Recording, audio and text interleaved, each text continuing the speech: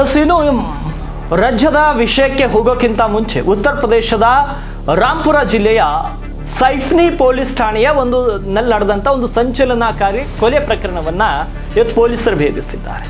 ಮೇ 26ರಂದು ಕುತ್ತಿಗೆಯಲ್ಲಿ ಹರಿತವಾದ ಆಯುಧದಿಂದ ಗಾಯಗಳಿರುವ ಯುವಕನ ಅನಾಥ ಶವ ಪತ್ತೆಯಾಗಿತ್ತು.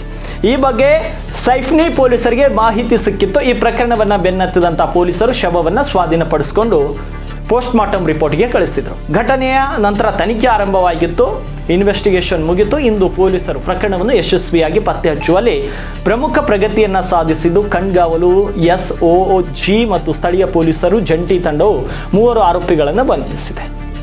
ಪೊಲೀಸ್ ಮಾಹಿತಿ ಪ್ರಕಾರ ಬಂಧಿತ ಆರೋಪಿಗಳು ಮೃತನ ಪರಿಚಯಸ್ಥರಾಗಿದ್ದರು. ರಾಜಸ್ಥಾನದಲ್ಲಿ ಅವನೊಂದಿಗೆ ಕೆಲಸ ಮಾಡುತ್ತಿದ್ದರು.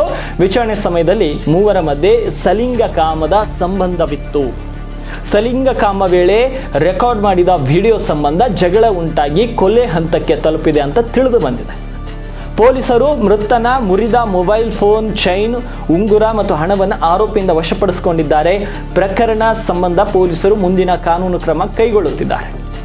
ಈ ಸಂಬಂಧ ಪ್ರತಿಕ್ರಿಯೆ ನೀಡಿದಂಥ ರಾಂಪುರದ ಹೆಚ್ಚುವರಿ ಪೊಲೀಸ್ ವರಿಷ್ಠಾಧಿಕಾರಿ ಅನುರಾಗ್ ಸಿಂಗ್ ಮೇ 26ರಂದು ಸಫೇನಿ ಪೊಲೀಸ್ ಠಾಣೆಯಿಂದ ಈ ಘಟನೆ ನಡೆದಿರುವ ಬಗ್ಗೆ ವರದಿ ಬಂತು. ಯುವಕನ ಶವ ಪತ್ತೆಯಾಗಿತ್ತು. ಆತನ ಕುತ್ತಿಗೆಯಲ್ಲಿ ಹರಿತವಾದ ಆಯುಧಗಳಿಂದ ಗಾಯಗಳಾಗಿತ್ತು. ಶವವನ್ನು ವಶಕ್ಕೆ ತೆಗೆದುಕೊಂಡು ಮರಣೋತ್ತರ ಪರೀಕ್ಷೆ ನಡೆಸಲಾಯಿತು. ನಂತರ ಮೃತನ ತಂದೆಯಿಂದ ದೂರು ಬಂತು. ನಮ್ಮ 3 ತಂಡಗಳು ಈ ಘಟನೆಯ ತನಿಖೆಯಲ್ಲಿ ತೊಡಗಿದ್ವು ಅಂತ ಹೇಳಿದ್ದಾರೆ.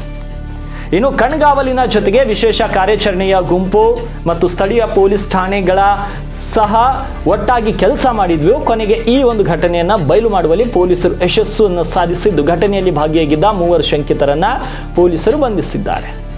ಮೊಹಿನ್ಸ್, ಡ್ಯಾನಿಶ್ ಮತ್ತು ಖಾಸಿಮ್ ಈ 3 ಸ್ನೇಹಿತರಾಗಿದ್ದರು. ಇವರು ರಾಜಸ್ಥಾನದಲ್ಲಿ ವೆಲ್ಡರ್ಗಳಾಗಿ ಒಟ್ಟಿಗೆ ಕೆಲಸ ಮಾಡ್ತಾ ಇದ್ರು. ಸದ್ಯ ಆರೋಪಿಗಳನ್ನು ಬಂಧಿಸಲಾಗಿದ್ದು ಮೃತ ವ್ಯಕ್ತಿಯ ಮುರಿದ ಫೋನ್ ಮತ್ತು ಆತನ ಚೈನ್ ಮತ್ತು ಉಂಗುರ, ಹಣವನ್ನು ಅವರಿಂದ ವಶಕ್ಕೆ ಪಡೆಯಲಾಗಿದೆ.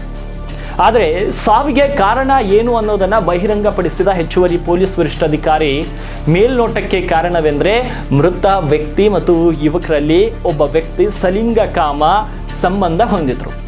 ಮೃತ ವ್ಯಕ್ತಿ ಈ ಸಂಬಂಧವನ್ನು ಚಿತ್ರೀಕರಿಸಿದ್ದಲ್ಲದೆ ತನ್ನ ಸಂಗಾತಿಯ ಕುಟುಂಬಕ್ಕೆ ಅದನ್ನು ತೋರಿಸುವುದಾಗಿ ಪದೇ ಪದೇ ಬೆದರಿಕೆ ಹಾಕ್ತಿದ್ದ. ಈ ಘಟನೆ ಇದರಿಂದಲೇ ಸಂಬಂಧಿಸಿದೆ ಅಂತ ಪ್ರಾಥಮಿಕ ತನಿಖೆಯಲ್ಲಿ ತಿಳಿದು ಬಂದಿದೆ. ನೋಡಿ, ಎಂಥ ದುರಾದೃಷ್ಟದ ಸಂಗತಿ ಇದು. ಇಂಥ ಆಧುನಿಕ ಯುಗದಲ್ಲಿ ಇಂಥ ಸಂಗತಿಗಳು ನಿಜಕ್ಕೂ ನಮ್ಮನ್ನು ತಲೆಯೇ ಕೆಳಗಾಗಿಸುವಂತೆ ಮಾಡ್ತಾ ಇವೆ. ಸೊ ಮುಂದಿನ ಸುದ್ದಿ ರಾಜಕೀಯಕ್ಕೆ, ಕರ್ನಾಟಕದ ರಾಜಕೀಯದ ಕಡೆ ಹೋಗೋಣ.